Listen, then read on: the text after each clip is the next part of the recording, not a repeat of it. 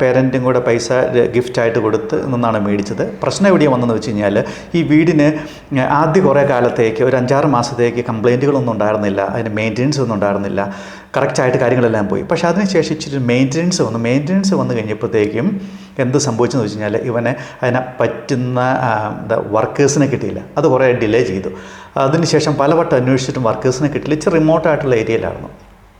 അപ്പോൾ എന്ത് പറ്റി, പയ്യൻ കുറേ നാൾ ആയിട്ട് ഡിപ്പോസിറ്റ് റിപ്പയർ ചെയ്യാത്തത് കൊണ്ട് അവിടെയുള്ള ടെനൻ്റ് അത് ഇട്ടിട്ട് പോകേണ്ട ഒരവസ്ഥ വന്നു. അപ്പോൾ അതൊരു സ്ട്രെസ്സ് ഫീൽ ചെയ്തിട്ടില്ല. അപ്പൻ എന്താണെന്ന് വെച്ചാൽ ചെയ്തോളാൻ പറഞ്ഞു.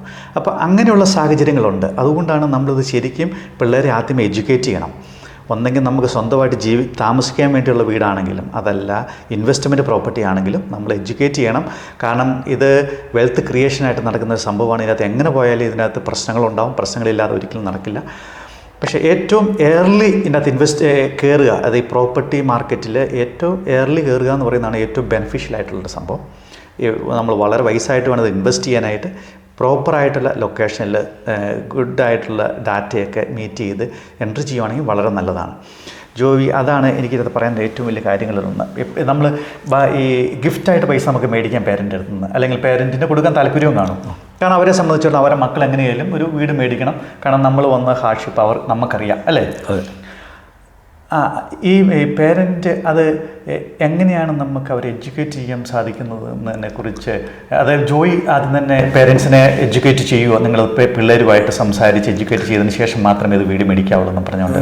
മിക്കവാറും ഒരു യൂണിവേഴ്സിറ്റി എഡ്യൂക്കേഷനൊക്കെ കഴിഞ്ഞിട്ട് അവർ പോകാൻ ഉദ്ദേശിക്കുന്ന ഒരു മേഖലയിലേക്ക് ജോലിയിലേക്ക് കയറിയിട്ട് ചെയ്യുന്നതായിരിക്കും ഏറ്റവും നല്ലത്. അപ്പോൾ അങ്ങനെ ചെയ്യുമ്പോഴത്തേക്ക് അവർക്കും പിന്നെ അവർക്ക് ഇങ്ങനത്തെ ഐഡിയാസ് നമ്മൾ കൊടുക്കുക.